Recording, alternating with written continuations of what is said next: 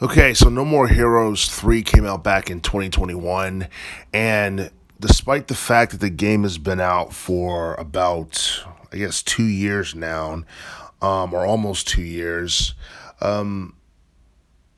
basically, like, this title doesn't get talked about as much as it should, and I'm not going to go on record and say rightfully so because there are a lot of people who have different opinions about No More Heroes 3. Some people thought it was good. Some people thought it could have been better than what it was. Honestly, I thought the PS5 version of the game looked amazing.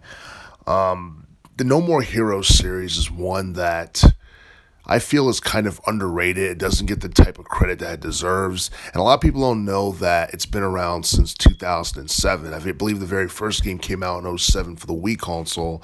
And then the second game, No More Heroes 2, came out back in 2010.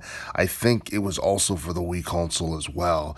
And I find it funny how the first two No More Heroes games came out on the Wii console, but then No More Heroes 3 eventually got ported to multiple game systems. Like No More Hero 3 is on the PS5, Xbox One, Xbox Series X, Microsoft Windows, and it utilizes the Unreal Engine 4. And basically, No More Heroes 3 came out back in 2021 for the Switch console before it was pretty much ported to everything else back in, I guess, late 2022. And the thing about the No More Heroes series is that, I don't know, I feel like the reason why, or one of the reasons why it had become as popular or more popular than it's become, is because when it first started out, it was on the Wii console, and as you know, in the late 2000s, early teens, you had a lot of had like a lot of high profile video games. You had the Wii Sports stuff, you had Super Mario Galaxy, you had Twilight Princess. You had the Super Smash Brothers game. I can't remember which one it was, but it was the one for the Wii. You had so many like high profile titles. I can't even name them all on the Wii console back in the late 2000s, early teens. And I feel like as a result, the older No More Heroes games got overshadowed when they first came out. And, I'm a bit shocked that like the older installments like came out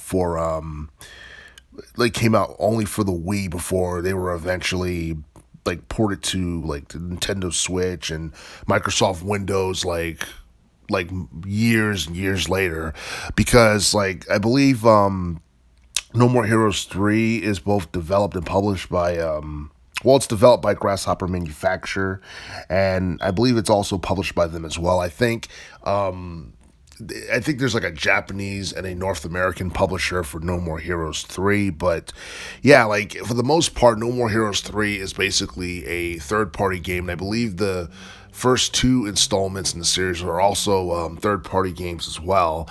And honestly, I do feel like the older No More Heroes games, the first two installments, could have been successful or thrived on the PS3 or the Xbox 360 back in the day, especially considering the fact that those game systems mainly targeted teenagers and a more young adult audience. But granted, like during that time period, and even to some extent to this day, like young adults are into action adventure titles that basically have compelling stories. They're into shooters, they're into blood, gore, and violence. And don't get me wrong, like most of the No More Heroes games are M-rated, but at the same time, there's like a healthy mix between it being a video game and with pixel aesthetics and all that stuff, and actual like blood, gore, and death and all that stuff. And that's especially true with No More Heroes 3.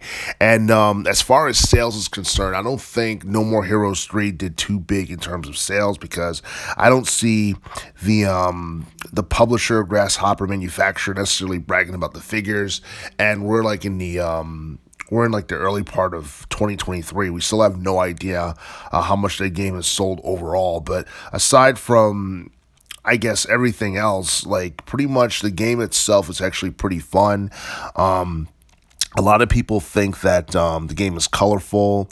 A lot of people think that that the fast-paced hack and slash action is really fun as well. A lot of people love the open world exploration. They liked the part-time jobs that people can take in the game, along with the fact that the main villain is called FU is kind of just. I don't know. It's kind of cheesy, but it's like, well, it is an M-rated game, so it is what it is. But yeah, it's like the game itself feels like a cross between like an anime series and like something you would see on Netflix or what have you. But I honestly think that No More Heroes is a video game series that's highly underrated, and I'm not even sure if this would be rated as an action adventure or a hack and slash title, but I do feel like it's something that deserves its own anime or its own film adaptation, but I'm not exactly sure whether or not it's going to happen anytime in the future because it seems like the No More Heroes series appeals to a niche audience of gamers, and I don't think it's gotten big enough to a point where it can transcend the realm of gaming in general.